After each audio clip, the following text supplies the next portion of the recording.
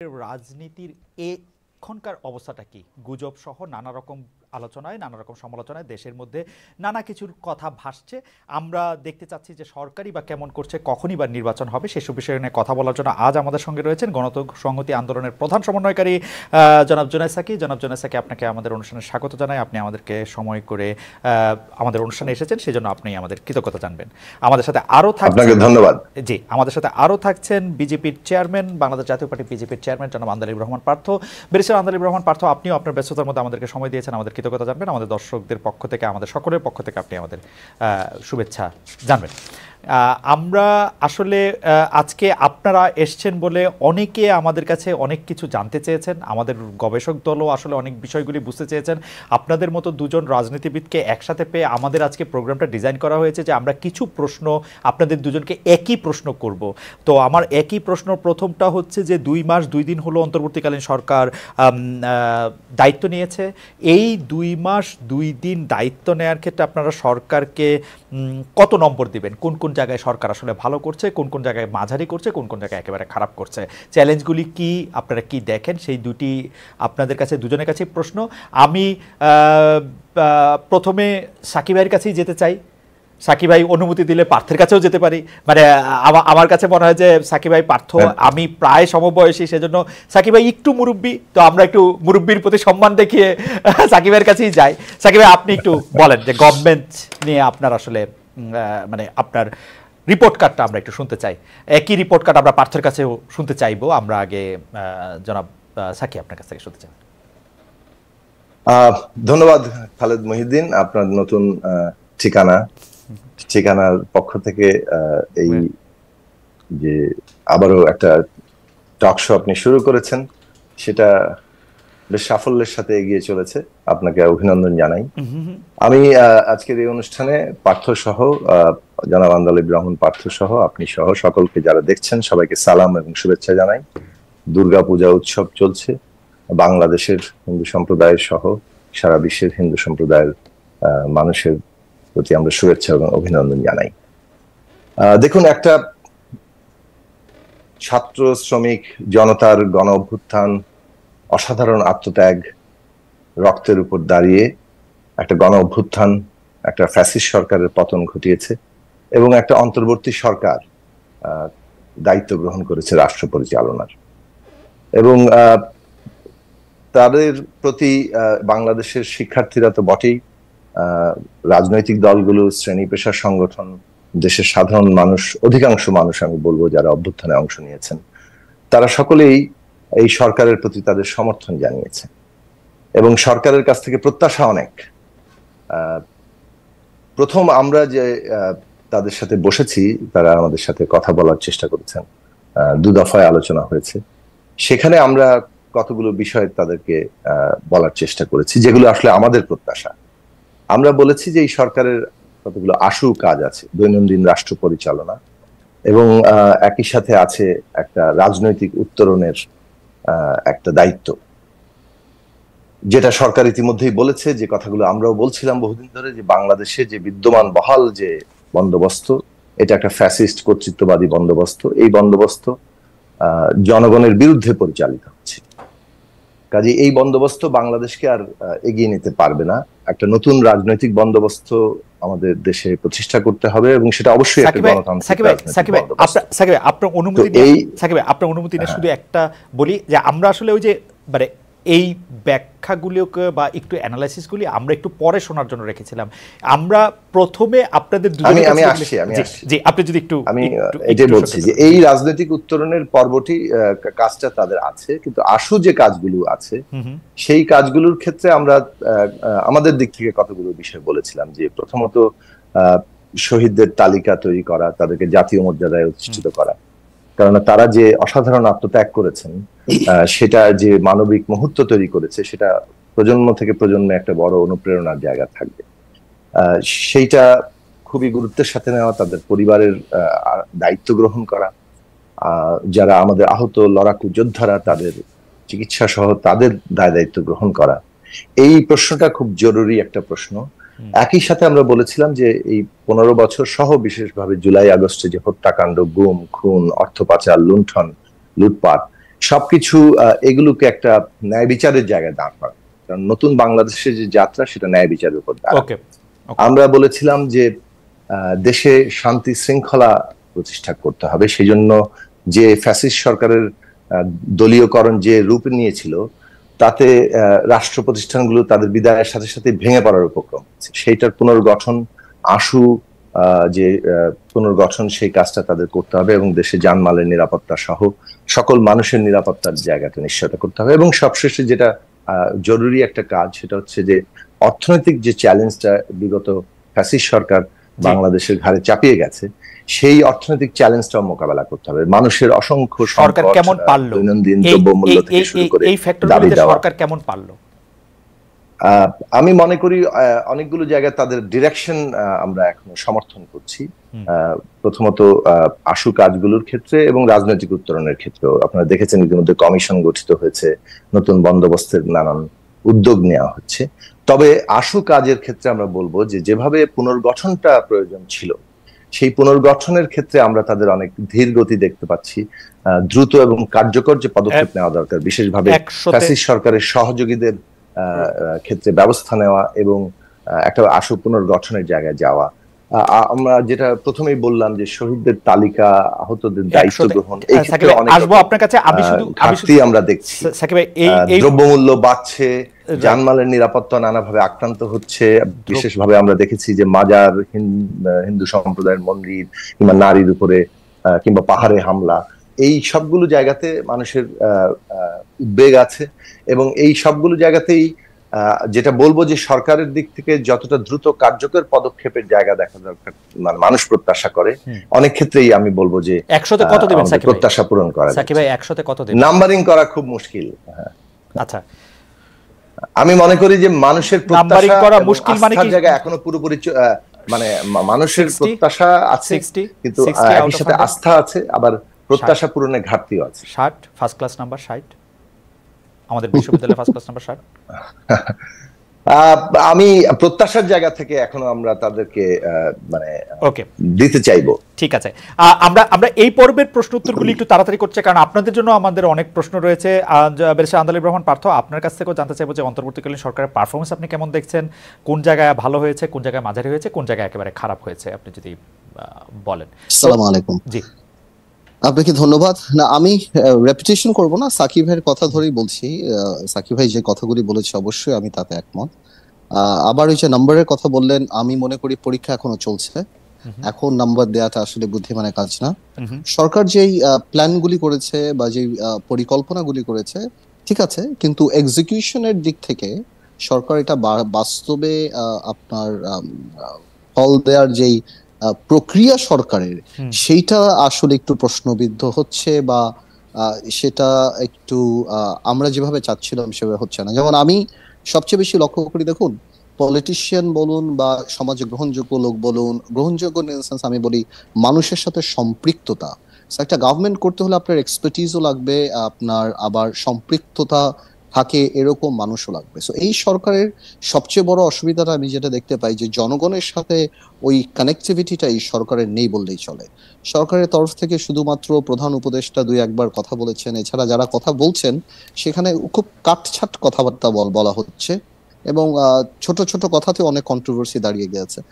আপনি প্রথমে দেখেছিলেন যে আমাদের একজন ব্রিগেডিয়ার সাখাওয়াত সাহেবের একটা কথার জন্য কন্ট্রোভার্সি দাঁড়িয়েছে, পরবর্তীতে আপনি ওই রিসেট বাটন চাপ এই কথাটা হয়তো উপদেষ্টা সাহেব, প্রধান উপদেষ্টা এমনি বলেছেন বা কথার ইসে বলেছেন, বাট হয় কি পলিটিক্সে বা আমরা যারা আছি আমরা প্রত্যেকটা কথাকে ডাবল মিনিং ধরি বা নেগেটিভ ধরি বা পজিটিভ ধরি। এছাড়াও ওই যে কানেক্টিভিটির যে ব্যাপারটা, মানুষের সাথে যে সম্পৃক্ততা, সেক্ষেত্রে এই সরকারের জায়গাটা ঠিক না। এবং আরেকটা কথা মাথায় রাখতে হবে যে রাজনীতিবিদদের সম্পৃক্ততা বা রাজনীতিবিদদের সাথে আলাপ, বিকজ সত্যি কথা বলতে 200 রানের যদি ম্যাচ থাকে তাহলে লাস্ট এক ওভারে হয়তো ওনারা 20 রান করেছে। 180 রানের ফাউন্ডেশন কিন্তু রাজনীতিবিদরা বা বিভিন্ন ক্ষেত্রের মানুষরা বা গত 15 বছরে হয়েছে। তো ওই একটা অ্যাটিটিউড এই সরকারের প্রথমে ছিল, যেটা আমাদের আন্দোলন আমরা করব, আমরা যা ইচ্ছা তাই করব। এই কারণে স্বাভাবিকভাবেই রাজনীতিবিদদের সাথে একটা দূরত্ব সৃষ্টি হয়। আজকে 2 মাস সরকারের সাথে বসা হয়েছে, আমার সাথে একবার দেখা হয়েছে, সাকিব ভাইদের সাথে 2বার বসা হয়েছে, আমাদের সাথে নাকি আবার 19 তারিখে বসবে। প্রথম দেখাটা ছিল শুধুমাত্র 15ই আগস্টের মর্যাদা কি হওয়া উচিত না উচিত সেটা নিয়ে। তো গুরুত্বপূর্ণ ব্যাপারগুলি প্লাস কমিশন করার যে কথা ছিল পরবর্তীতে আমাদের সাথে বসবে। এখন ফর সাম রিজন সরকার রিয়েলাইজ করে যে আগেই আমাদের জন্য বসা উচিত, বিকজ ওনারা যে ফোর্সটা বানাচ্ছে বা যাই করছে, আমরা রাজনীতি করি, আমরা যদি ইনশাল্লাহ পার্লামেন্টে যাই, আমাদের জন্যই তো এটা। তো সংস্কারের ক্ষেত্রে আমাদেরকে যদি সম্পৃক্ততা না করে, এই সরকারের এই বাস্তব মানা উচিত যে no parliament can bite its successes. আপনি এমন কোন আইন বানাতে পারবেন না যেটা কোনো স্পেসিফিক কারণ কি মনে হচ্ছে যে আপনাদেরকে সম্পৃক্ত করবে না সংস্কারের ক্ষেত্রে, বা মানে করবে যে না, এটার কোনো লক্ষণ কি আপনি দেখছেন? আমি সেটা বলি না, আমি বলছি সরকার কনফিউজ ছিল, প্রথমে করতে চাই নাই, পরে আবার রাজনৈতিক দলদের সাথে আলাপ হয়েছে। তো আমাদের সংস্কার প্রস্তাব করার মতো প্রিপারেশন আমরা 8-10 দিন পেয়েছি, ওরকম আমরা পাইনি। আমরা বেসিক কিছু হয়তো গাইডলাইন দিব। তারপর আরেকটা কথা খুব ইম্পর্টেন্ট যেটা আমি বলছি, ভাইও যেটা বলেন, সাকিব ভাই খুব কারেক্টলি পয়েন্ট আউট করেছেন, সেটা হলো এই যারা শহীদরা মারা গিয়েছেন ওনাদের রিহ্যাবিলিটেশন, ওনাদের পরিবারের রিহ্যাবিলিটেশন, যারা আহত হয়েছে, এই ব্যাপারে কিন্তু আমরা এখনো কিছু জানতে পারি না। প্লাস এই যে হঠাৎ করে আইন শৃঙ্খলা বাহিনীর অবস্থা তো খারাপ হয়ে যাওয়া, এবং আইন শৃঙ্খলা বাহিনী তো পুলিশ করবে, সো পুলিশ ছিল দৃশ্যমান সরকার, স্বাভাবিকভাবেই মানুষের একটা ক্ষোভ ছিল পুলিশের উপর, সেই ক্ষোভটাকে কমিয়ে নিয়ে আসে। দেখুন এত পুলিশ মারা গিয়েছে, কেউ বলতেও পারে না কত পুলিশ মারা গিয়েছে, একটা অজ্ঞাত মামলাও হয় নাই পুলিশের। প্লাস পুলিশের অনেক পরিবার, আমার কাছে কালকে 4 জন পুলিশ আসছিলেন, বলেন পার্থ ভাই রাজারবাগে যে দেখি বাচ্চা কাচ্চা নিয়ে দাঁড়িয়ে আছে, ওনাদেরকে একটা কমিশন গঠন করা, একটা টাকা দেওয়া ওনাদের চিকিৎসার জন্য। সব পুলিশ তো খারাপ না, ঠিক আছে, যারা পুলিশরা হত্যা করেছে, হারুন টাইপ, বেনজির টাইপ, বিপ্লব টাইপ, আপনি তাদেরকে আলাদা করেন, বাট ওই আমলের সব পুলিশকে যদি আপনি বাদ দিতে চান, এটা তো পুলিশের তো এই ইমেজ যদি বিল্ড আপ না করে, তাহলে আপনার আইন শৃঙ্খলা বাহিনী আপনার কিভাবে কাজ করবে? তো এই জায়গাগুলিতেই আসলে রাজনীতিবিদের পরামর্শ কিংবা একটা পলিটিক্যাল কাউন্সিল থাকা দরকার ছিল, যেখানে আমরা এই জিনিসগুলিকে হেল্প করতে পারতাম। এই সরকারকে আমরা হেল্প প্রথম থেকে করছি, এই সরকার ফেল করলে আমাদের ব্যর্থতা সবচেয়ে বেশি হবে, কিন্তু এটাই সরকারের উপলব্ধি করা উচিত। আমরা দ্বিতীয় প্রশ্নে আসি, আমি একটু যুক্ত করব। জি, আপনি করেন। দ্বিতীয় প্রশ্নটা আসলে প্রথম প্রশ্নের সাথে খুব রিলেটেড, কিন্তু আমি এই প্রশ্নটার জায়গায় প্রথমে আন্দালিব রহমান পার্থর কাছে আসতে চাই, তারপরে আমরা সাকিবের কাছে আসবো। ব্যারিস্টার পার্থ, দ্বিতীয় প্রশ্ন, কারণ সাকিব ভাই দ্বিতীয় প্রশ্নটা রিলেটেড বলে আমরা আসছি আপনার কাছে। সেই প্রশ্নটা হচ্ছে যে এই সরকার গঠনে আপনাদের, মানে সাকিব ভাই তো বটেই প্রকাশ্যে, এবং আপনি যেহেতু জেলে ছিলেন, আপনার আড়ালে হলেও আপনার ভূমিকা ছিল, ব্যারিস্টার পার্থ নিজেকে কি এখনো এই সরকারের অংশ মনে করছেন? এই সরকারের সঙ্গে কি দূরত্ব ক্রমশ বাড়ছে কিনা? মানে আপনি আসলে আপনার প্রথম প্রশ্নের উত্তরে কিছুটা আভাস দিয়েছেন, এটা যদি আপনি একটু চট করে বলেন। আমাদের তো সরকারের অংশ হওয়ার প্রশ্নই উঠছে না, আমরা তো সরকারের অংশ কোনোভাবেই না, বাট আমরা সরকারকে সহযোগিতা করার জন্য আমাদের এক্সপিরিয়েন্স থেকে আমরা সবসময় ছিলাম, আমাদের সাপোর্ট থেকে। বাট কেন জানি মনে হচ্ছে এই সরকার ওইটাতে খুব একটা, ওনারা কেন জানি মনে করছেন যে ওনারা ওনাদের লক্ষ্যে পৌঁছাতে পারবেন। যেমন আমি বলি আপনাকে, এখন পর্যন্ত এই হত্যার বিচার নিয়ে কোনো কিছুই হয়নি, যে মামলা হয়েছে ইন্ডিভিজুয়াল ক্যাপাসিটিতে। আওয়ামী লীগ কি ব্যান হওয়া উচিত, যেটা একদম গণহত্যায় জড়িত একটা রাজনৈতিক দল, 14 দল সহ, ব্যান হওয়া উচিত আছে। ব্যান না হলে তারা টিল হিয়ারিং অফ দ্যাট, তারা কি আগামীতে এই নির্বাচনে অংশগ্রহণ করা, এই জিনিসগুলো আমরা বলতে পারি না, সরকারের তরফ থেকে কোনো কিছু আসা হয়নি। বিচারটা কিভাবে হবে 1-1.5 বছরের মধ্যে? আচ্ছা, আরেকটু ছোট্ট কথা বলি, দুর্নীতি একটা সবচেয়ে বড় প্রবলেম ছিল। আমি একটু আগে একটা মেসেজ পাঠিয়েছি, এনসিএ, ন্যাশনাল ক্রিমিনাল এজেন্সি, সেখানে আমি নিজে গত বছর চিঠি লিখেছিলাম এই জাভেদ সাহেবের বাড়ির জন্য, যেটা পরবর্তীতে আরো 6 মাস পরে ব্রিটিশ এক এমপি লিখেছে। সরকারের এই টাকাগুলি কিভাবে আনবে, এটা একটা কমিশন করা, এক্সপার্ট এভিডেন্স নেওয়া, এসালমের টাকাগুলি, জাভেদ কোনো কিছুই আমরা সরকারের তরফ থেকে দেখি না দৃশ্যমান। এরকম আরো অনেক কিছু আছে জাভেদ, আমার আপনার সাথে 3 ঘন্টা কথা বলতে হবে। আমি তো বললাম না, সাপোর্ট আমরা করছি, কিন্তু তাদের কাজ করার প্রক্রিয়াটা আমাদেরকে খুব একটা, মানে আশাহত বলবো না, বাট আমি মনে করি আরো অনেক বেটার হতে পারতো, আমরা যদি সবাই সাহায্য করার একটা সুযোগ থাকতো। একটা স্পোকসম্যান নাই সরকারের, একটা লিয়াজা কমিটি নাই সরকারের। আমি আজকে আসিফ ভাইকে ফোন করলে দেখা যাচ্ছে 3 দিন পর আসিফ ভাই কল ব্যাক করছে, আদিল ভাইয়ের সাথে হয়তো যোগাযোগ, ওনাকে ফোন করলে বলছে উনি দেখছে, ওনাকে ফোন করলে বলছে উনি দেখছে। একটা পর্যায়ে তো আমরা আমাদের আর টেলিভিশনে কথা বলা ছাড়া, I want to clear it very clearly যে আমরা কিন্তু সরকারের বিরুদ্ধে না, আমরা বলতে চাচ্ছি যে এই জিনিসগুলি আমাদের করা দরকার, আমাদের বলা দরকার, এবং তাদেরও ওই রেসিপেন্ট জায়গা থাকা উচিত যে আমাদের এই অ্যাডভাইসগুলি নিক, তারপর যদি হোক না হোক। সরকারের মুখ্য উদ্দেশ্য যদি পলিথিন, হর্ন বাজানো, বা জি। এই টেবিলে কি থাকবে এটা তো আসলে না। আমি আসি বেশি পার্থ আপনার কাছে। জনাব জুনায়েদ আপনি যদি একটু সংক্ষেপে বলেন যে সরকারের সাথে আপনার যে সরকার গঠনে যে আপনার প্রক্রিয়া ছিল, আপনি সেটি আসলে দূরত্ব বাড়ছে কিনা ক্রমান্বয়ে বা ক্রমশ? না, দেখুন, এই সরকারের প্রতি আমাদের সমর্থন মানে গঠনের সময় যেমন ছিল, আমরা সমর্থন এখনো আছে। কারণ এই সরকার আমাদের প্রতিপক্ষ আমরা মনে করি না। এই সরকার একটা অন্তর্বর্তীকালীন সরকার এবং অন্তর্বর্তীকালীন সময় দায়িত্ব পালনের জন্য আছে। এখানে অন্তর্বর্তীকালীন সময় রাষ্ট্র পরিচালনা আর একই সাথে যে রাজনৈতিক উত্তরণের যে জায়গাটা, সেটা তাদের দায়িত্ব। এখন সেখানে যে প্রত্যাশা অনুযায়ী যে কাজ করা, সেখানে অনেকগুলো ঘাটতি আছে, সেটা আমি শুরুতেই বললাম। এর মানে এই না যে তাদের পুরোটাই ঘাটতি। যেমন শহীদদের তালিকার কথা বললাম, সেই তালিকা কিন্তু প্রণয়ন হচ্ছে, সেটা একটা প্রক্রিয়ার মধ্যে আছে। ইতিমধ্যে ছাত্রদের সহ যে একটা উপকমিটি হয়েছে, তারা একটা খসড়া তালিকা প্রকাশ করেছেন। এই তালিকা আরো হচ্ছে। কিন্তু যেটা আবার বলবো যে একই সাথে আমরা যখন শহীদদের স্মরণ করতে বিভিন্ন জায়গায় যাচ্ছি, বিশেষভাবে আমি নিজে আমাদের দলের দিক থেকে যখন আমরা বিভিন্ন অনুষ্ঠানে গিয়েছি, শহীদদের পরিজন যখন তারা কিভাবে তাদের জীবন নির্বাহ করবেন, বিশেষত অনেক শহীদরা আছেন যারা পরিবারের একমাত্র উপার্জনকারী ছিলেন, তাদের যে প্রাত্যহিক বাস্তবতা, সেটার প্রতি যে মনোযোগটা থাকা দরকার, সেই মনোযোগের কথা অনেক জায়গায় আপনার কাছে মনে হয় না, আমি এটা উদাহরণ আকারে বললাম, সাকিব ভাই আপনার কাছে মনে হয় না যে যারা শহীদ হয়েছেন তাদের বেশিরভাগই হচ্ছে যারা এখন ক্ষমতায় আছেন ছাত্র জনতা সমন্বয়কদের মধ্যে থেকে বা ছাত্র জনতার মধ্যে থেকে শহীদ হয়েছে, তারা তাদের ব্যাপারটা জানেন। অন্তর্বর্তীকালীন সরকারের প্রধান 100 কোটি টাকার একটি ফান্ডও করেছেন এবং সেটির ব্যাপারে চিন্তা করা হচ্ছে। মানে এই ব্যাপারটি বারবার আপনারা সামনে আনছেন কেন? মানে আপনি বারবার এটাকে সামনে আমি আনছি না, আমি বলছি যে মানে আমি একটা উদাহরণ দিলাম যে কাজের ক্ষেত্রে আমরা অগ্রগতিটাও দেখছি, আবার যেখানে ঘাটতি হচ্ছে সেই কথাগুলো আমরা বলছি। কারণ এটাই সহযোগিতার জায়গা। Studio not to move in front of me, please. Shakib ভাই কন্টিনিউ।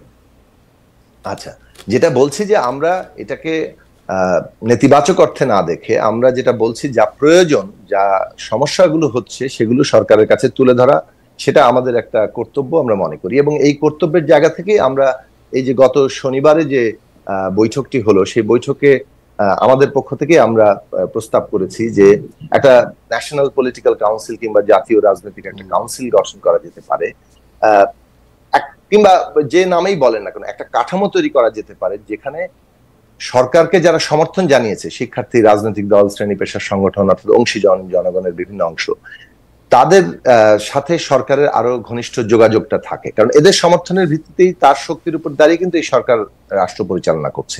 কাজেই প্রাত্যহিক রাষ্ট্র পরিচালনার সাথে রাজনৈতিক উত্তরণ, দুটো ক্ষেত্রেই সরকারকে যাতে আমরা আরো ঘনিষ্ঠভাবে সহযোগিতা করতে পারি, সেইটা খুব জরুরি একটা জায়গা আমরা মনে করি। এখন এখানে সরকারের অনেক না, আমি একটু অ্যাড করি। তো এখানে খালেদ, এখানে তো আপনার ইন্টারিম গভর্নমেন্টে জনগণের সাথে সম্পৃক্ত যারা আছে, নূর আছে, মান্না ভাই আছে, সাকিব ভাই আছে, এনাদের মতো মানুষদেরকেও তো উপদেষ্টাতে নিতে পারে। এখানেও তো কোনো প্রবলেম নেই, এখানে তো জনসম্পৃক্ততা বাড়বে। এইটা তো আমি মনে করি যে এটা হওয়া উচিত। আচ্ছা, এই বিষয়ে হয়তো বিভিন্ন জনের বিভিন্ন মত থাকতে পারে, কিন্তু প্রথমত বিষয়টা হচ্ছে যে রাজনৈতিক দলগুলোর মধ্যে রাজনৈতিক দল যেহেতু ভবিষ্যতে একটা নির্বাচন হবে, সেই নির্বাচনের প্রক্রিয়ার মধ্যে দিয়েই তারা তাদের উত্তরণ পর্বটাতে তাদের ভূমিকা রাখার কথা চিন্তা করেছেন, অনেকেই করেন সেটা। আমি যে জায়গাটা বলতে চাইছি যে মাঝখানের এই পর্বেও যেহেতু এই সরকার আসলে শুধু উপদেষ্টাদের তো তারা দায়িত্ব পালন করছেন, কিন্তু উপদেষ্টাদের শক্তির ভিত্তিটা কোথায়? শিক্ষার্থী, রাজনৈতিক দল, শ্রেণী পেশার অংশীজনরা, যারা এই আন্দোলন করেছে এবং যারা এর আন্দোলনের প্রতিনিধিত্ব করে। কাজে তাদের সাথে যে প্রাত্যহিক রাষ্ট্র পরিচালনা এবং রাজনৈতিক উত্তরণ পর্ব, দুই ক্ষেত্রেই খুবই ঘনিষ্ঠ যোগাযোগ থাকা দরকার। তার কাঠামোটা কি হবে সেটা সরকারকেই ভাবতে হবে, এবং আমরাও নিশ্চয়ই পরামর্শ দিতে পারবো, কিন্তু সেইটার জায়গাতে পৌঁছানো দরকার।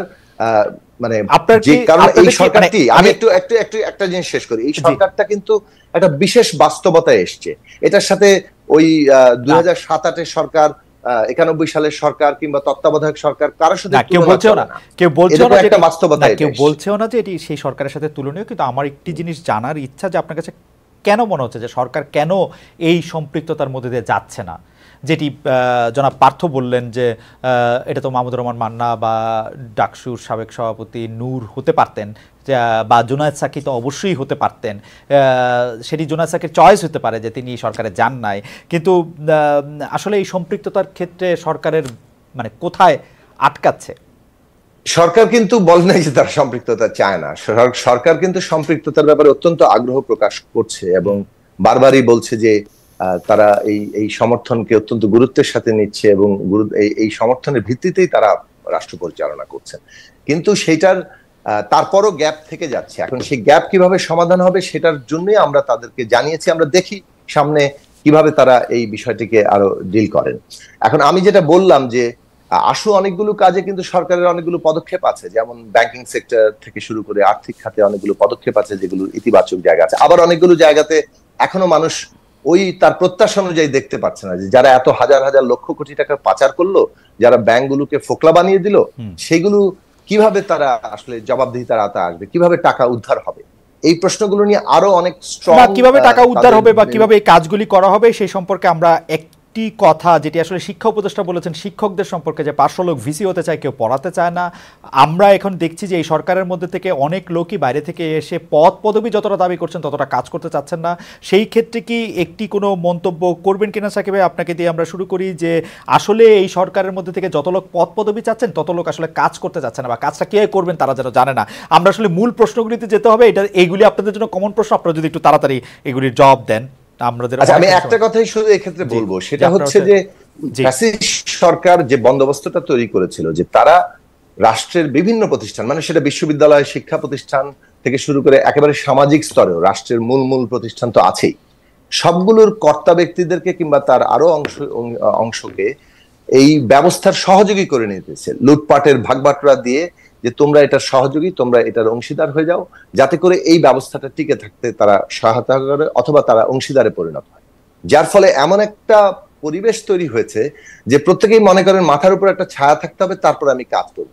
এখন হঠাৎ করে সেই ছায়াটা অনুপস্থিত এবং কিভাবে নতুন ব্যবস্থা হবে সেই ডিরেকশনটাও একটু একটা ট্রানজিশনের মধ্যে আছে। সেই কারণে আমার মনে হয় যে এইখানেই আমরা বলছি যে আরো দ্রুত আশু এবং কার্যকর পদক্ষেপ দরকার এই সরকারের দিক থেকে। যে ডিরেকশনটা কি হবে, মুডটা কি, জনগণের যে মুডটা ছিল, ডিরেকশন বা মুডটা কি, বাংলাদেশ আমরা বুঝতে পেরেছি। পার্থ, আপনি এটাতে কোনো কিছু যোগ করবেন কিনা, যে আসলে মানে এটা প্রশ্ন করার কিছু নাই, কিন্তু লোকজন পদ পদবি যতটা চাচ্ছেন কাজ করতে চাচ্ছেন না, এটি একটি সাধারণ এরকম একটা ধারণা চলছে, এটা সম্পর্কে আপনার একটু মন্তব্য শুনুন। না, এটা তো আমি মনে করি এটা শুধু সাধারণ না, এটা তো আপনার উপদেষ্টা মণ্ডলীতেও এরকম অনেক মানুষ আছে যারা আজকে 2 মাস হয়ে গিয়েছে, তাদেরকে আমরা কোনো সিগনিফিকেন্ট কাজ সে দেখছি না। হাতে গোনা কয়েকজনের নাম আমরা জানি, এর মধ্যে কে কি কাজ করছে সেটাও আমরা বলতে পারি না।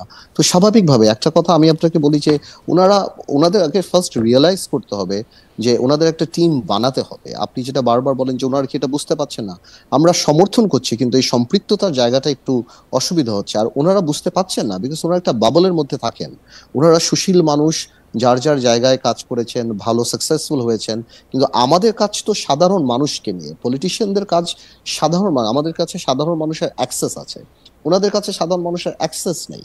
তো আসলে মার্কেটে যে কি অবস্থা, সাধারণ মানুষের কি অবস্থা, ওই জিনিসটা জেনে কিভাবে ওটাকে পলিটিক্যালি হ্যান্ডেল করতে হয় ওই সম্পর্কে তো আসলে নেই। যে আমি পুলিশের যে কথাটা বললাম, যে পুলিশকে যদি আপনি রিহ্যাবিলিটেট করতে চান, আগে পুলিশের মোরাল বুস্ট আপনার করতে হবে, আদারওয়াইজ পুলিশ আপনার কাজ করবে না।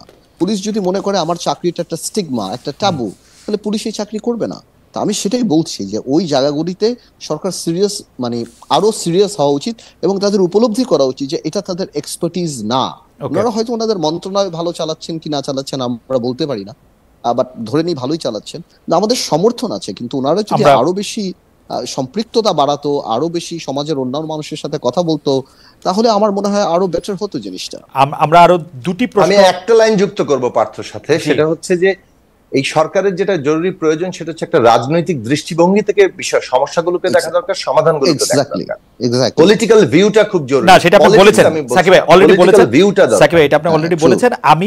আমি আর দুটি তিনটি প্রশ্ন আছে আপনাদের দুজনের জন্য কমন, একটু যদি আপনারা সংক্ষেপে একটু বলেন। ছাত্র রাজনীতি, বিশ্ববিদ্যালয়ে ছাত্র ছাত্রলীগের রাজনীতি বন্ধ করার ব্যাপারে একটি কথা উঠেছে যে সন্ত্রাসী সংগঠন হিসেবে ছাত্রলীগকে নিষিদ্ধ করা হবে কিনা, বিশ্ববিদ্যালয়গুলিতে ছাত্র শিবির রাজনীতি করবে কিনা, করা ঠিক হবে কিনা, এই সম্পর্কে আপনাদের দুজনের একটু মন্তব্য জানতে চাইবো যে এটি আপনারা কিভাবে দেখছেন। ছাত্র রাজনীতি বন্ধ করা হবে কিনা, ছাত্র শিবির রাজনীতি করবে কিনা, ছাত্রলীগের রাজনীতি নিষিদ্ধ করা হবে কিনা?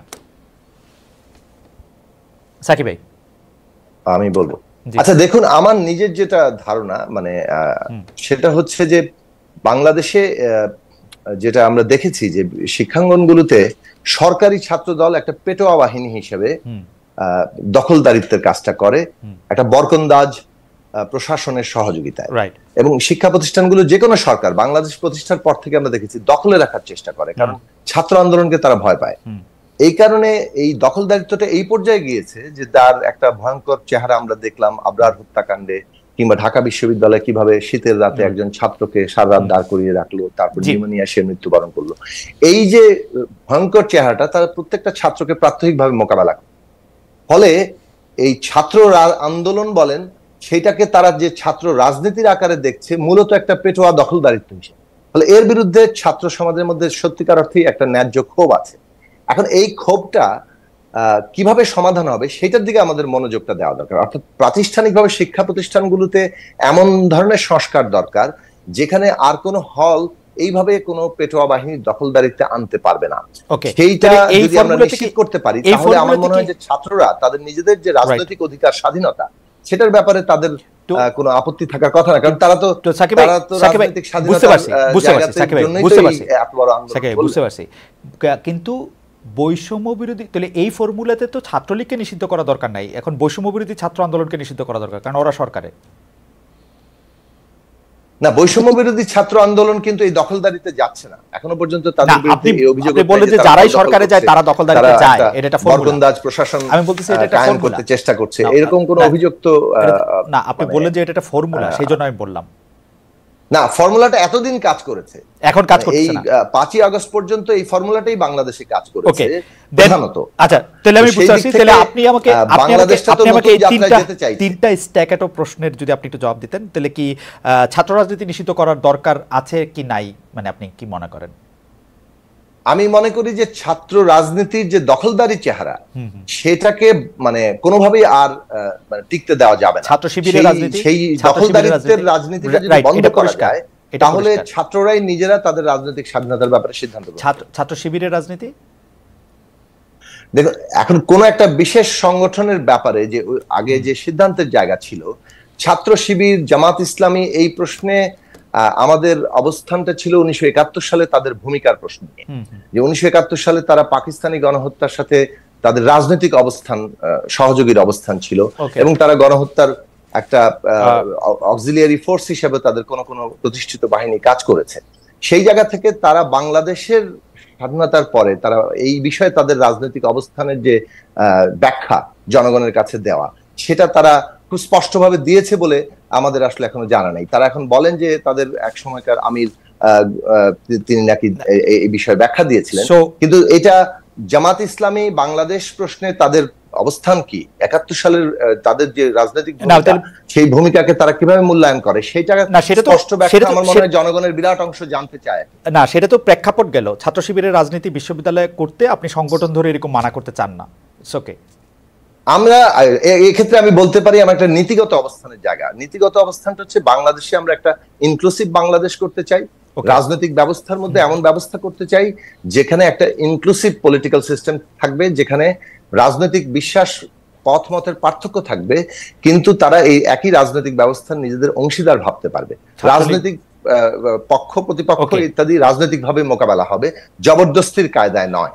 ফলে জবরদস্তির যে ইতিহাস, আমার কাছে আমি একটু অসহায় বোধ করতেছি, আমি একটু আমার অসহায়ত্ব বলি। আপনার কাছে অনেক প্রশ্ন, কিন্তু আপনি যদি মানে একটু সংক্ষিপ্ত করে বলেন তাহলে সুবিধা হয় আপনার।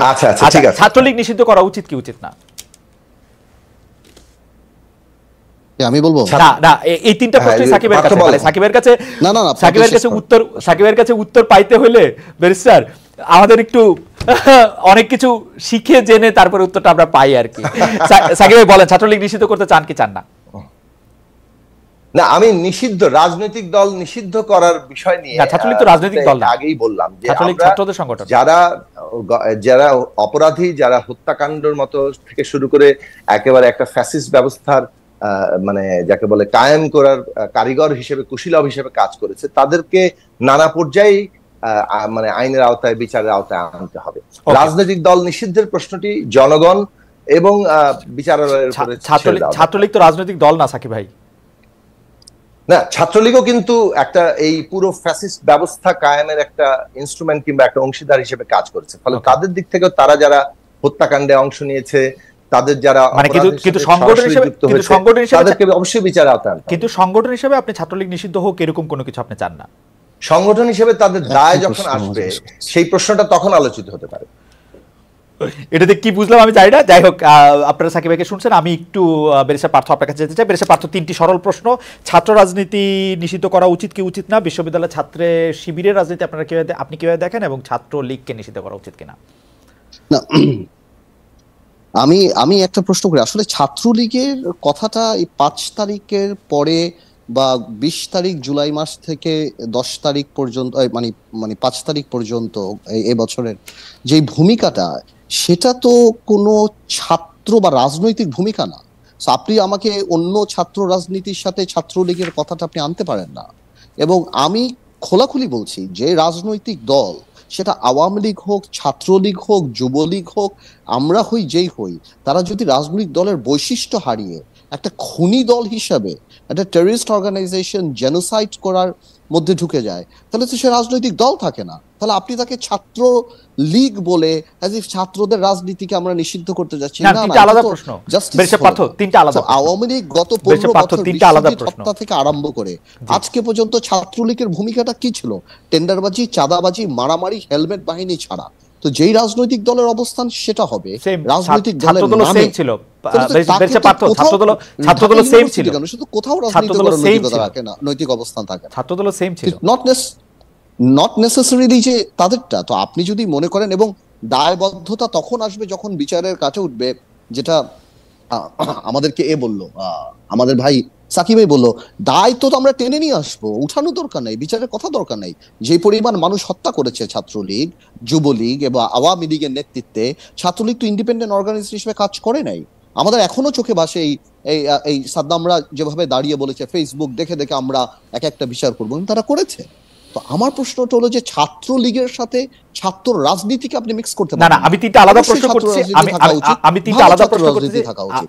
ছাত্রলীগ তো রাজনীতিটা করে নাই, তারা গণহত্যার সাথে জড়িত। আওয়ামী লীগ তো নৈতিকভাবে রাজনৈতিক দলের বৈশিষ্ট্য হারিয়ে। শেষ করি, আজকের দিনে আপনি চিন্তা করে দেখেন, এই আওয়ামী লীগের যে বড় বড় নেতারা বা আওয়ামী লীগের ছাত্র নেতারা, এরা এক সময় বাংলাদেশে কামানের সামনে, ট্যাঙ্কের সামনে, পুলিশের সামনে দাঁড়িয়েছিল, স্বেচ্ছায় জেলে গিয়েছে। আজকে 2 মাস হয়ে গিয়েছে, কেউ ঘর থেকে বের হয়নি, কারণ তারা জানে তারা খুনি, তারা চোর, তারা লুটেরা, তারা গণতন্ত্র হত্যা করেছে, তারা বাংলাদেশের মানুষের সাথে প্রতারণা করেছে, এবং তারা ভেগে গিয়েছে। তাদের ওই মোরাল পাওয়ারটা নাই, এই কারণে তারা ফেস করছে না।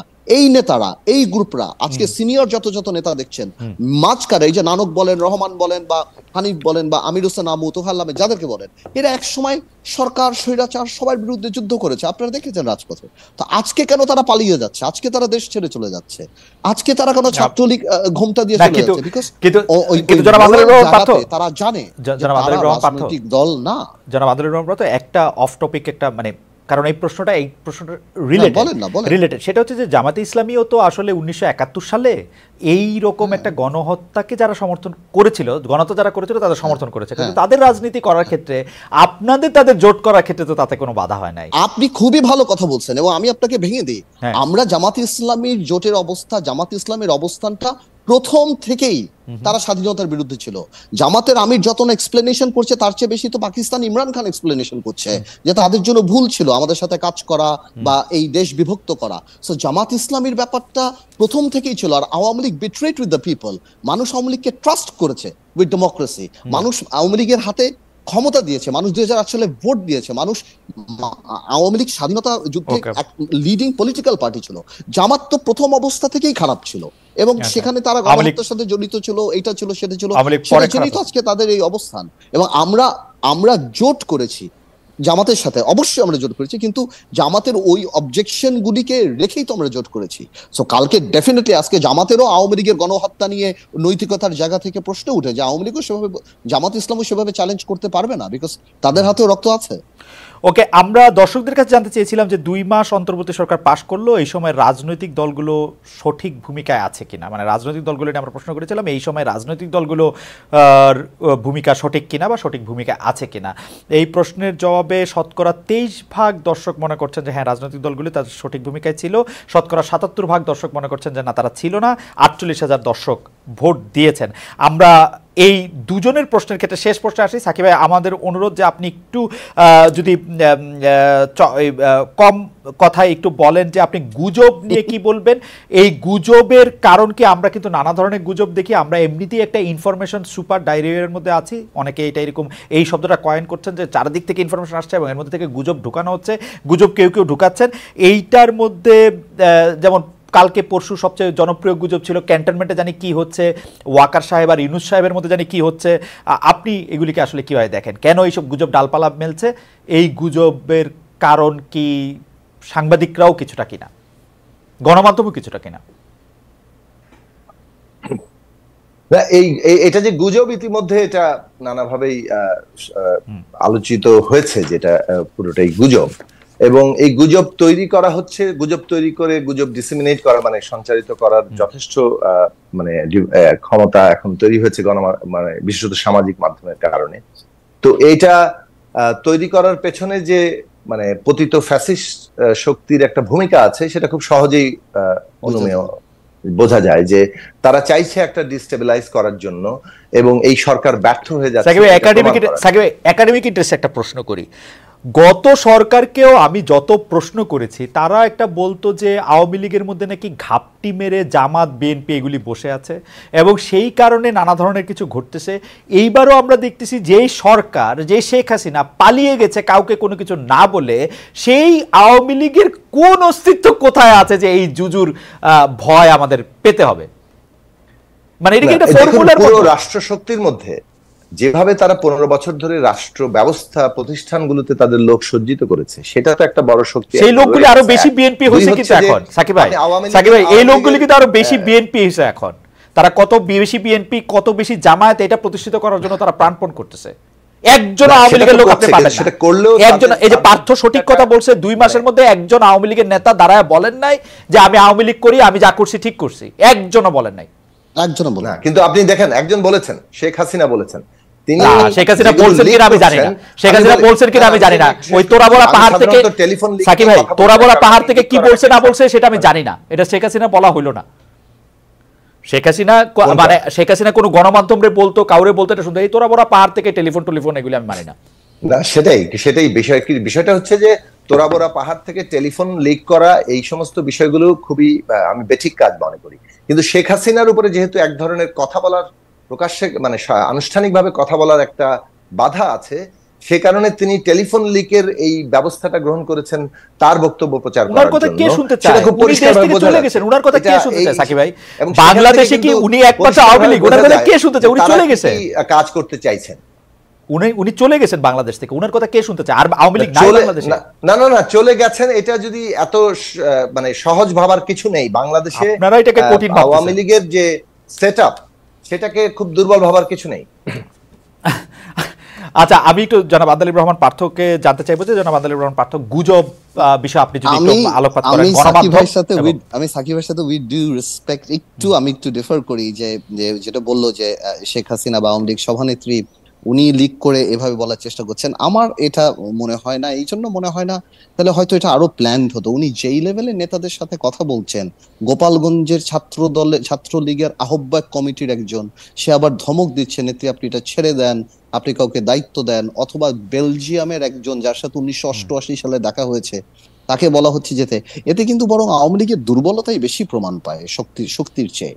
যে আওয়ামী লীগ এখন মানে আওয়ামী লীগের সভানেত্রী যখন এখানে কথা বলে এই লেভেলের লোক, আমি সিরিয়াসলি আমার মতামতটা বলি। আমার এখানে মতামত বলা দরকার নেই, কিন্তু আমার এখনো এটা বিশ্বাস হয় না এটা মানে এটা এআই দিয়ে করা না, এটা অন্যভাবে করা, এখনো এটা বিশ্বাস হয় না। আচ্ছা ঠিক আছে, এনিওয়েজ এটা নিয়ে আমরা কথা নাই বলি। তাহলে জি। আপনি আরেকটা কি জিজ্ঞেস করছিলেন খালেদ? আমি Sorry, বলছিলাম যে গুজবের গুজব কথাটা। গুজব ছড়ানো এবং গণমাধ্যমের সাথে গুজবটা গুজবের আসলে কোনো তখন সম্পর্ক আছে ছড়ায় কিনা? যখন একটা সরকার ফার্মলি এস্টাবলিশ থাকে না, এবং বিরোধী যারা থাকে গুজবটা যারা ছড়ায়, তারা যখন মনে করে যে না এই সরকারকে গুজব দিয়ে আরো উইক করে দেওয়া যাবে। এখন এটা দিস ইজ অন এয়ার, সবাই জানে যে এই সরকারটার সাথে রাজনীতিবিদদের সম্পৃক্ততা কেমন। স্পেশালি আর্মি চিফ যখন বলেছেন যে 18 মাসে নির্বাচন, তখন অনেকে খুব রিয়াকশন দিয়েছেন যে না এটা না, বাট আর্মি বলতেই পারে এই সরকার, আর্মির একটা বিরাট ভূমিকা ছিল। আমি যেটা সবসময় বলি যে আর্মির ভূমিকা ছাড়া এই সরকার ওই স্বপ্নও দেখতে পারতো না এখানে বসার। হ্যাঁ, প্রশ্নই ওঠে না। তো সুতরাং আর্মি একটা কথা বলতেই পারে, এবং এখানে অনেকে আবার এটাকে মানে মানে হোয়াইট অ্যান্ড ব্ল্যাক করে ফেলে, কিন্তু আপনার কাছে কি মনে হয় না আর্মির সাথে আপনাকে বেঁধে গিয়েছে, উপদেষ্টা এটা বলছে, বেরিসে পার্থ, আর্মি আমার এটা খুব বলছে। জানতে ইচ্ছা করে তো তাহলে আমি আপনার কাছে মনে কি করি মনে হয় এই ধরনের আপনার কাছে কনফিউশন যখন হয় রাইট তখন গুজব আসাটা খুবই স্বাভাবিক। না কিন্তু এবং আমাদের যে অপোজিট পক্ষ, আপনি যেটা বললেন যে আওয়ামী লীগের নেতা নাই, বাট গুজব করার নিশ্চয় অনেক লোক আছে। আপনি এটা ভুলে গেলে হবে না, আওয়ামী লীগের কাছে কেন একটা করবে? বড় ভোট ব্যাংক আছে, 10 থেকে না না 15%। কেন করবে একটা বড় আপনার ভোট কাছে ব্যাংক পার্থ আছে, বেশি পার্থ কেন যেটা আর শক্ত। করবে জি। কেন আর করবে কিন্তু যাই হোক আমরা ওই আলোচনা না যাই, আওয়ামী লীগ নিয়ে আরেকদিন কথা বলবো না।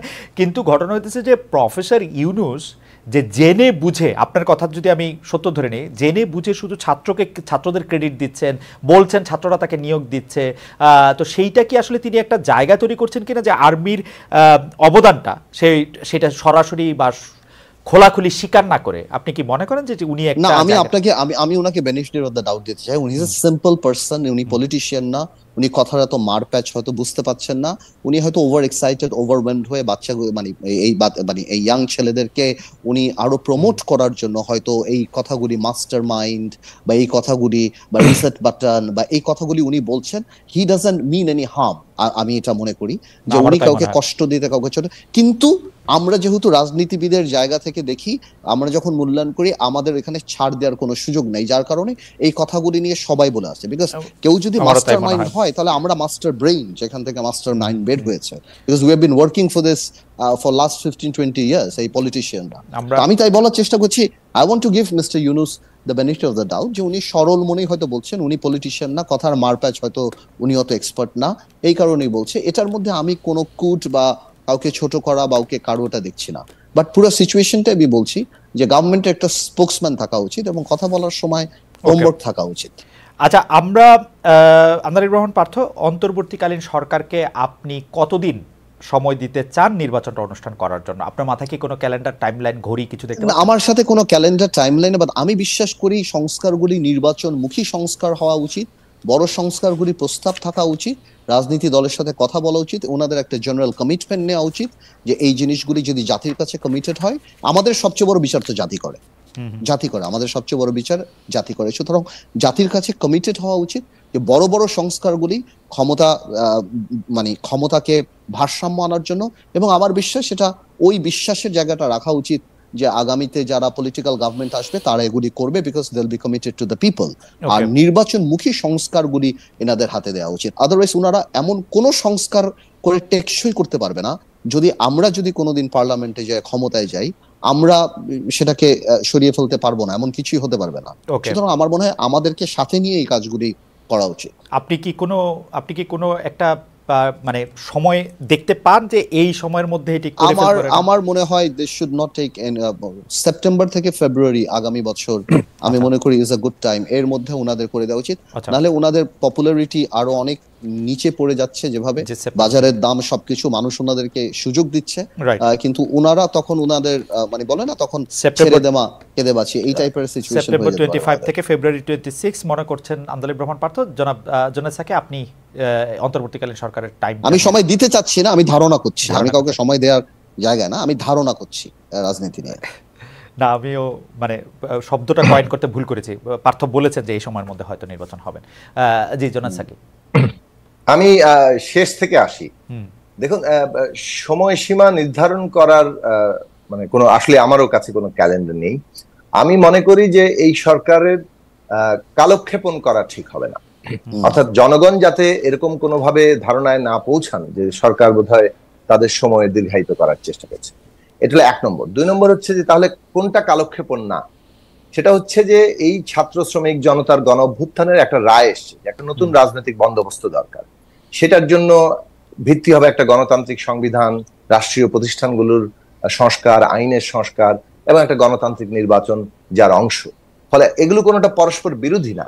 এখন এটার কোনটা আগে কোনটা পরে কি হবে এই প্রশ্নে একটা কাজগুলো সুনির্দিষ্টভাবে কি, তার সময়সীমা কি দরকার, এটাই কিন্তু বারবার বলা হচ্ছে যে এই উত্তরণের পুরো পর্বটা স্টেক হোল্ডারদের সাথে, অংশীজনদের সাথে আলোচনার ভিত্তিতেই কিন্তু সময়সীমাটা ঠিক হয় না। ফলে আমার স্পষ্ট জায়গাটা হচ্ছে যে সরকারকেই এই আলোচনার মধ্যে দিয়ে একটা রোড ম্যাপ তৈরি করতে হবে এবং জনগণের প্রত্যাশাটা পূরণ করতে হবে। আপনি কবে আমি একটু ফিরে আসি আগের আলোচনাটা, মানে আপনি বললেন, কিন্তু আপনি কবে নাগাদ নির্বাচনটা দেখতে চান বা নির্বাচনটা হলে ভালো হয় বলে আপনার কাছে মনে হয়? এগেইন আমি বলছি যে আমার কোনো ক্যালেন্ডার নেই, আমি বলছি যে কাজগুলো সুনির্দিষ্ট করলে সময়সীমাটাও নির্দিষ্ট হবে, জনগণের কাছে তখন রোড ম্যাপটা দিলে জনগণ বুঝতে পারবেন যে এই সময়টা দরকার এবং সেই জনগণ তো বুঝতে পারবে না, জনগণ সকলেই কনভিন্স, জনগণ তো বিশেষজ্ঞ না, এই সময়ের মধ্যে জনগণ তো বুঝতে পারবে না, জনগণকে তো মানে আপনারা যারা মত মোরল আছেন তারাই তো বুঝাবেন। হ্যাঁ, সেটা আলোচনা শুরু হয়নি এখনো, কিন্তু সেই আলোচনাটা সরকার শুরু করলে আমরা নিশ্চয়ই আমাদের অ্যাসেসমেন্টটা দেব। অ্যাসেসমেন্টটা আমরাও এখনো তৈরি করিনি, কারণ সরকার এই আলোচনাটা শুরু করার জন্য গত শনিবারও আমরা এটা বলেছি যে আপনারা আলোচনার মধ্যে দিয়ে একটা রোড ম্যাপ তৈরির বিষয়ে আসেন, কারণ জনগণ এটা প্রত্যাশা করছে। ওকে, প্রথম আর আমি আগের প্রশ্নে একটা কমেন্ট করে যাই, সেটা হচ্ছে দেখুন গণ অভ্যুত্থান কিন্তু হয়, গণ অভ্যুত্থান অর্গানাইজ করা যায় না। গণ অভ্যুত্থান অর্গানাইজ করার জন্য মানে একটা দীর্ঘদিন ধরে কাজ চলে, মানুষ প্রস্তুত হয়, জমিনটা তৈরি হয়, মানুষের মধ্যে বিক্ষোভটা তৈরি হয়, কিন্তু কোথায় কোন স্ফুলিঙ্গটা ওইভাবে একটা মানুষের মধ্যে আবেগীয় বন্ধন এবং একটা বিরাট উত্থান তৈরি করবে, সেটা আগে ভাগে হিসাব করা যায়। বিনয়ের সাথে একটা কথা বলি, গণ অভ্যুত্থান আপনি বলছেন যে গণ অভ্যুত্থান অ্যারেঞ্জ করা যায় না, অর্গানাইজ করা যায় না, কিন্তু ওরা তো অর্গানাইজ করে দেখাইলো। ওরা একটা গণ অভ্যুত্থানের জন্যই কাজ করতেছিল, ওরা সরকারকে ফেলে দেওয়ার জন্যই কাজ করতেছিল। যদি মাহফুজের কথা ঠিক হয়ে থাকে এবং আমরা হাইন্ডসাইড যে উদ্যোগগুলি আমরা দেখি, আমরা নাহিদের যেসব উদ্যোগ দেখি, ছাত্র শক্তি বা ওইটা নাগরিক শক্তি, ওইটা ওরকম যেটা দেখি, আমি তো মনে হয় যে তারা এটা অ্যারেঞ্জ করছে, অর্গানাইজ করছে। দেখুন, আপনি যথেষ্ট সময় দিবেন না আমাকে তর্কটা করার জন্য। আমার কাছে মনে হয় না যে যখন কোটা সংস্কার আন্দোলনটা শুরু হয়েছিল তারা এটা যে একটা নিশ্চিতভাবে এরকম গণঅভ্যুত্থানের রূপে পৌঁছে যাবে এরকম কোনো অ্যাসেসমেন্ট পরিকল্পনা পুরোপুরি তাদের হাতে ছিল। তারা আন্দোলনটা করছেন এবং আন্দোলন যে কোনো দিকে যেতে পারে, প্রত্যেকটি আন্দোলনের যে কোনো দিকে একটা বড় রূপে যাওয়ার সম্ভাবনা মানে যে কেউ দেখতে পারেন, থাকেও। সেই জায়গাটা যেমন ধরেন 28শে অক্টোবর থেকে আমরা যে আন্দোলনটা শুরু করেছিলাম সেটা এই গণঅভ্যুত্থানের রূপ নেয়নি, কারণ আমরা তখন অ্যাসেস করেছিলাম যে ছাত্ররা যদি সামনে না আসে তাহলে একটা অভ্যুত্থানের জন্য যে একটা ড্রাইভিং ফোর্স লাগে, বাংলাদেশের ইতিহাসে 52 থেকে শুরু করে আপনি 90 পর্যন্ত 71 সাল সহ আপনি দেখবেন যে ছাত্রদের একটা ঐতিহাসিক ভূমিকা জায়গা ছিল। আমি বিস্তারিত যাচ্ছি না, আমি শুধু এটা বলবো কিন্তু সাকিব আপনার মনে হয় না যে আপনাদের আহ্বানে ছাত্ররা আসে নাই? ছাত্ররা আমাদের একটু কথা বলতে দিতে হবে, রাইট? হ্যাঁ, বেশি পারতো আমি আসছি, ছাত্ররা এসছে আসলে শেখ হাসিনার কথায়। হ্যাঁ, শেখ হাসিনার অবশ্যই শাসকদের একটা রোল থাকে, তো আপনি তো এটা ক্রিয়ার একটা প্রতিক্রিয়ার জায়গা আছে। 14 তারিখে যেভাবে রাজাকারের নাতিপুতির সাথে পুরো আন্দোলনকারীদের তুলনা করা হলো, এটা পুরো আন্দোলনটার পলিটিক্যাল ডাইমেনশন, একটা কোটা সংস্কারের একটা পলিটিক্স আছে, কিন্তু এটাকে সম্পূর্ণ ফ্যাসিস্ট শাসন ব্যবস্থা বিরোধী একটা সংগ্রামের জায়গাতে এটা উত্তীর্ণ করলো। তারপরের দিন যখন ছাত্রলীগ হামলা করলো, তারপরের দিন যখন আমার মনে হয় পুলিশ দিয়ে গুলি করা হলো, আবু সাঈদের হত্যাকাণ্ড। ধন্যবাদ। একটু একটা 30 সেকেন্ড আমাকে দেন, আপনি তারপরে বলেন। আমি যে জায়গাটা বলতে চাইছিলাম যে এই যে সেনাবাহিনীর কথাটা আপনারা তুললেন, যখন একটা গণ অভ্যুত্থান হয় তখন মানে ওই রাষ্ট্র দেশের মধ্যে সমস্ত অংশই কিন্তু তারা প্রভাবিত হয়ে পড়ে, এবং তার প্রভাব যেভাবে সঞ্চারিত হয়েছে, এখানে দুটো পজিশন নেওয়ার জায়গা ছিল। হয় আপনি অভ্যুত্থানের প্রবল চাপে তার সাথে যুক্ত হয়ে পড়বেন, আর না হয় অভ্যুত্থানের বিরুদ্ধে সরাসরি অবস্থান নেবেন। এই ক্ষেত্রে বাংলাদেশ সেনাবাহিনী যে ভূমিকা নিয়েছে, তারা মানে এই অভ্যুত্থানের প্রভাবে তার অংশে পরিণত হয়েছে। ওকে, জনাব আন্দোলিব রহমান পার্থ, আপনি এখানে যুক্ত করতে আপনি যখন আমাকে বলেন প্রোগ্রাম করা হয়, তাহলে সাবেক প্রধানমন্ত্রী শেখ হাসিনার মুখ থেকে রাজাকারের বাচ্চার কথা কি প্ল্যান করা ছিল? আবু সাইদকে গুলি করা কি প্ল্যান করা ছিল? নাহিদকে 30 তারিখে মেনে নেওয়ার পরও আবার 3-4 জনকে নিয়ে পিটানো, হারুনের কাছে দিয়ে আসা, সেটা কি প্ল্যান করা ছিল? এবং লাস্টে দাঁড়িয়ে যে আমাকে একটু অনুমতি দিবেন, মানে শেখ হাসিনা সাবেক প্রধানমন্ত্রী 15 জুলাই সংবাদ সম্মেলনে যে আচরণ করেছেন, সেই আচরণ থেকে, সেই আচরণ যে 14 জুলাই 14 জুলাই যে আচরণ করেছেন সেই আচরণ যে 13 জুলাইয়ের আচরণ থেকে খুব বিপরীতমুখী ব্যাপারটা এরকম না, কিন্তু উনি তো এইভাবেই কথা আমি সেটাই বলার চেষ্টা করতেছি, উনি তো একই কথা এক একটা সিকোয়েন্স জন্ম নিয়েছে এটাতে আগে থেকে, এবং লাস্টে এসে যখন বলল যে সকল রাজনৈতিক দলের সহযোগিতা আমরা চাই, একটা পর্যায়ে কিন্তু রাস্টে সব জায়গাতে, তারপর প্রাইভেট ইউনিভার্সিটির ছেলেরা যেভাবে নেমে আসলো, যাদেরকে অবশ্যই যে ভূমিকা নিয়েছে, যেই ভূমিকাটা তারা নিয়েছে, এবং তারপর এই যে বিএনপি 400 লোক মারা গেল, আমাদের 4 জন লোক মারা গেল, নূরের 8 জন না 10 জন মারা গেল, জামাতের মারা গেল, এই যে মারা গেল, এই যে সবাই সব দিক থেকে নামলো, এগুলি কি সবই প্ল্যান? এগুলি আচ্ছা ঠিক আছে, ঢাকা ইউনিভার্সিটিতে কতজন ছেলে মারা গিয়েছে বা শহীদ হয়েছে, বা প্রাইভেট ইউনিভার্সিটিতে তো আরো সব, আমার কথা হলো আসলে না এই কথাগুলি না ওদের প্ল্যান ছিল, আপনারা যুক্ত হয়েছেন, আপনারা স্বৈরাচারকে ফেসিস সরকারকে সরানোর জন্য আপনারা যুক্ত হয়েছেন, ওদের প্ল্যান ছিল, এটাও তো হইতো না। আমাদের প্ল্যান ছিল তো, আমরাও তো যুক্ত হয়েছি, প্ল্যানগুলি তো তখন ওরা আমাদেরকে চিঠি লিখে দেয়নি, আমরাও তো জেল খেটেছি, আমরাও তো করেছি। শুনেন ভাই, এটা যখন যে পকেট করতে যাবে সে তত বেশি বোকামি করবে। আসলে এই কথাটা রাইট না। এটা আমি একটা জিনিস বড় হয়েছে, এটা একটা মহল চায় ওনাদের অবস্থান জাস্টিফাই করার জন্য, যাতে করে ওনাদের ক্যাবিনেট মন্ত্রী মন্ত্রণালয়ের অবস্থাটা ভালো থাকে, বারবার বাচ্চাদের কথা বলে। বাট এখন বাচ্চারা নিজেরাও রিয়েলাইজ করে যে সবাইকে নিয়ে এটা করা হয়েছে। গণ অভ্যুত্থান একা কেউ করতে পারে না, এটা প্ল্যান করা হয় না, এটা আল্লাহ করিয়েছে। আমার বিশ্বাস যতদিন আমরা প্ল্যান করেছি হয় না, যখন আল্লাহর উপর ছেড়ে দিচ্ছি সেই কাছে কবে যাবে আল্লাহ এটা প্ল্যান, তখন আবাবিল পাখি। আমি আমাকে একটু 30 সেকেন্ড দেন। সেটা হচ্ছে যে দেখুন, আমি ছাত্র নেতৃবৃন্দের যে ভূমিকা সেটাকে কোনোভাবে আমাদের খাটো করার কোনো চেষ্টা আমার বক্তব্যের মধ্যে নাই। আমি বলতে চাইছি যে এই পুরো আন্দোলনের যে সিকোয়েন্সে তাদের প্রত্যেকটি অংশে গুরুত্বপূর্ণ ভূমিকা রেখেছেন, খুবই অসাধারণ ভূমিকা রেখেছেন। কিন্তু আমি শেষ করি, 28 অক্টোবরের আগেও 28 অক্টোবরের পরেও আমরাও কিন্তু পরিকল্পনা করেছি এই ফ্যাসিস্ট সরকারের বিরুদ্ধে একটা গণ অভ্যুত্থান করা। গণ অভ্যুত্থানের কথা 14 সালের পর থেকেই বহু বক্তৃতায় বলেছি, বিশেষত গত 5 বছরে তো বলতে বলতে মুখে ফেনা তুলে ফেলেছি। কিন্তু প্রশ্নটা হচ্ছে এগেইন, গণ অভ্যুত্থানের ওই ঐতিহাসিক মুহূর্তটা তৈরি করার ক্ষেত্রে আপনার কারো পরিকল্পনা করলেই সেটা কাজ হয় না। সেটার অনেকগুলো ঘটনা একটা বিন্দুতে কোয়েনসাইড করে, সেই কোয়েনসাইড করার ঘটনাটা এটা না। সাকিব ভাই, আমি আসলে সাকিব ভাই আপনি একটু আমি বলি, আমি এটাতে আপনার সাথে খুব তর্ক করতে চাই না বা পার্থের সাথে দ্বিমত করতে চাই না, কিন্তু আসলে ফুটবল খেলার উদাহরণ দিয়ে যদি বলি যে একটা তো হচ্ছে গোল করা, আরেকটা হচ্ছে অ্যাসিস্ট করা, মাঝখানে পিছনে কোথায় কোন খেলা হয়েছে সেটা কি এটার সাথে আসলে খুব গুরুত্বপূর্ণ? অ্যাসিস্ট আর স্কোরই তো আসলে কাজে লাগে। তো আপনি যদি গণ অভ্যুত্থানের ক্ষেত্রেও সেভাবে আপনি দেখেন, সেক্ষেত্রে স্কোর আর অ্যাসিস্ট যারা করেছে না থাকলে আপনার অ্যাসিস্ট আর গোলটা তো আলাদা করে আসে। আচ্ছা এনিওয়েজ এখন ঠিক আছে, ওনারাই ভালো, ওনারাই না। আচ্ছা ঠিক আছে, এটা নিয়ে নিশ্চয়ই আমরা আরো অনেক কথা বলতে পারবো, কে কোথায়। না আপনি একটা কথা বলি, আপনি এটা খালেদ, আমরা যেহেতু আলোচনা করছি, এই যে জমিনটা তৈরি হয়েছে যে কারণে ধরুন এই যে যারা নেমে পড়েছে ঢাকা সহ বিভিন্ন অঞ্চল, আওয়ামী লীগের তারা আওয়ামী লীগ এত খারাপ শাসন করেছে, আওয়ামী লীগের কৃতিত্ব, আওয়ামী লীগ এত খারাপ শাসন করেছে যে সবাই বিরক্ত ছিল আওয়ামী লীগের উপর। তার বিরুদ্ধে যে ধরেন এটা যে একটা ফ্যাসিস্ট শাসন ব্যবস্থা, এর বিরুদ্ধে যে একটা নতুন বন্দোবস্ত লাগবে, এই দেশ সংস্কার করতে, পুরো প্রশ্নগুলো কিন্তু দীর্ঘদিন ধরে আমি মানলাম, এটা আমার মানা, আমিও মনে করি যে একটা হোলিস্টিক অ্যাপ্রোচের মাধ্যমে এই এই গণ আন্দোলনটা, গণ অভ্যুত্থানটা, ছাত্র জনতার এই সম্মিলিত জায়গাটা সেটা আসলে তৈরি হতে আসলে সময় নিয়েছিল, সেটা আমিও মনে করি। কিন্তু যারা অন্যরকম মনে করে তাদের জন্য এই প্রশ্নটা করা। আমি আবার একটু অন্য প্রশ্নে আসি। জনাব আন্দালিব রহমান পার্থ, আমাদের হাতে খুব বেশি সময় নাই। আমরা দেখছি যে শেখ পরিবারের কে কোথায় আছেন সেটা আমাদের কাছে কোনো স্পষ্ট নয়। আপনার সঙ্গে যাদের ব্যক্তিগত সম্পর্ক আছে, আত্মীয়তা আছে, তাদের বিষয়ে আপনার কাছে কোনো খোঁজ আছে কিনা? ব্যক্তিগত প্রশ্ন করার জন্য দুঃখিত ব্যারিস্টার পার্থ, আপনি চাইলে নাও উত্তর দিতে পারেন। না, আমি জানি না, আমার সাথে কোনো কিছু নাই, আছে বা যেখানে আছে আর কি, হয়তো সাবধানেই আছে, বাট আমার কোনো আইডিয়া নেই। আচ্ছা, আমি একটু যেতে চাই হচ্ছে জনাব জোরাই সাকি আপনার কাছে। আপনি রংপুরে বলেছেন আওয়ামী লীগ বা তার দোসররা মাজারসহ বিভিন্ন ধর্মীয় স্থাপনা ভাঙছে, এটা কি রাজনৈতিক বক্তব্য নাকি সত্যতা আছে? ওয়াহাবি, হেফাজত, হিজবুত এদেরকে আওয়ামী লীগ খুশি করতে চাইছে? তৌহিদি জনতার ভেতরে কি আওয়ামী লীগ লুকিয়ে আছে কিনা? আমাদের একদম সময় নাই সাকিব, আপনি যদি 1 মিনিটের মধ্যে বলেন। আপনি এটা বলেছিলেন 1 মিনিটে পারবেন, 1 মিনিটে পারবেন না সাকিব ভাই? না, পারবে। আমি চেষ্টা করব 1 মিনিটে বলার।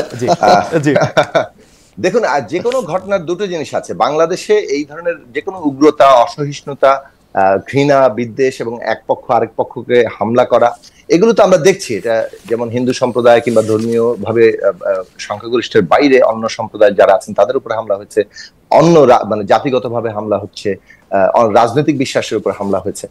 এখন প্রশ্ন হচ্ছে যে এটা একটা পলিটিক্যাল অ্যানালিসিস করতে হয় সবসময়, যে হু বেনিফিটস। এই মুহূর্তে বাংলাদেশে এই হামলাগুলোর দ্বারা বাংলাদেশকে আবার বিশ্বে যেভাবে চিত্রিত করা হচ্ছে যে বাংলাদেশ একটা জঙ্গি রাষ্ট্র হয়ে যাচ্ছে, এখানে সমস্ত কোট আনকোট সংখ্যালঘুরা খুবই বিপদের মধ্যে আছে, এই পুরো বিষয়টা যে প্রচারণা যেভাবে যাচ্ছে তাতে এটা পরিষ্কার যে এই ঘটনার মধ্যে একটা পরিকল্পিতভাবে ঘটানোরও একটা ইন্ধন আছে। তার মানে জমিনে কিছু লোক তো প্রস্তুত থাকে বলেই সেখানে আগুন দেওয়ার চেষ্টা করলে আগুনটা লাগে। বাংলাদেশে যে অসহিষ্ণুতা এবং এই উগ্রতা যা আছে এটা তো আমরা অতীত দেখেছি, কিন্তু এখন পরিকল্পিতভাবে পরিষ্কারভাবে মনে হচ্ছে যে এই ঘটনাগুলো ঘটিয়ে বাংলাদেশকে এই সরকার অকার্যকর, এটা ডিস্টেবিলাইজ করা, এই ঘটনা এটা ঘটানো হচ্ছে, যার ফলে এর লাভ যে পরিষ্কারভাবে পতিত ফ্যাসিস্ট শক্তি আর ভারতের বিজেপি এটা পরিষ্কারভাবে বোঝা যায়।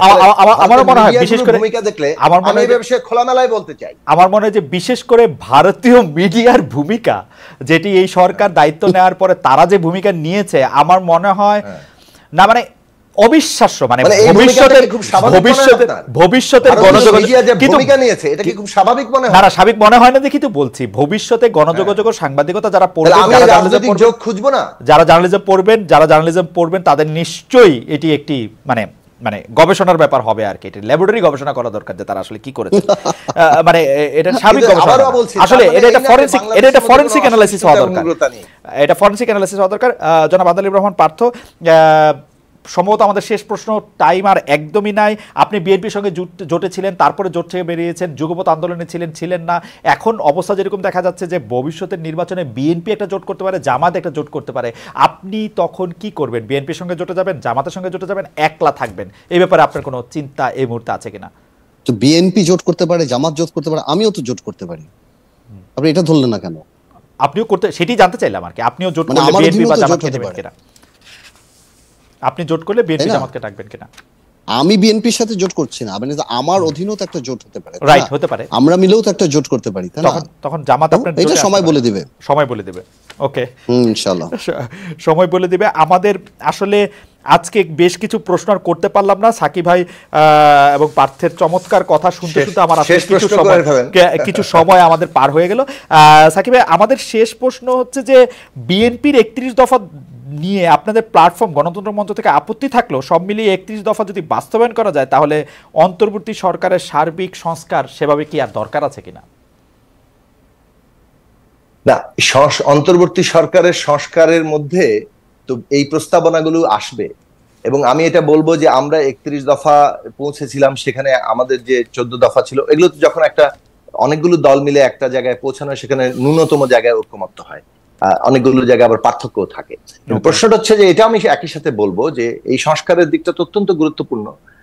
গণ অভ্যুত্থান মানুষের আকাঙ্ক্ষা কিন্তু আরো বাড়িয়ে দিয়েছে, এবং সেই আকাঙ্ক্ষাটাকে আমাদের রাজনৈতিক দলগুলো নিশ্চয়ই আবার নতুন করে মূল্যায়ন করছেন, এবং সেই লক্ষ্যে পৌঁছানোর জন্য সবাই মিলে আমরা যাতে এক জায়গায় এক যাত্রায় আসতে পারি সেটার জন্য আমাদের কনসেনসাসের দিকে চেষ্টা করা দরকার।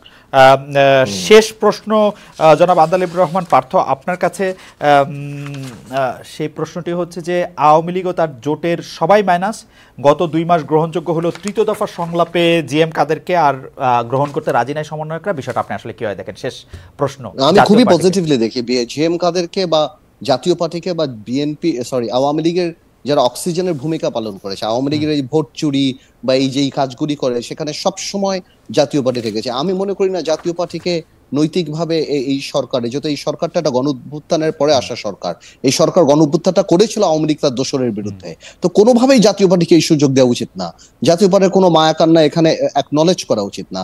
বিকজ আওয়ামী লীগ যে এই 2-3টা টার্ম ইলেকশনে ছিল সেটার একদম লাঠির ভূমিকা পালন করেছে জাতীয় পার্টি, সারা বছর কান্নাকাটি করেছে, রাত্রেবেলা টাকা খেয়ে আর নমিনেশন কিছু নিয়ে তারা ভিতরে ঢুকে গিয়েছে আমরা আওয়ামী লীগ, এবং এই সরকারকে একটা বৈধতা দেওয়ার ব্যবস্থা করেছে। সো ইম্পসিবল, জাতীয় পার্টিকে প্রথম দিন থেকে এত ইম্পর্টেন্স দেওয়া উচিত ছিল না।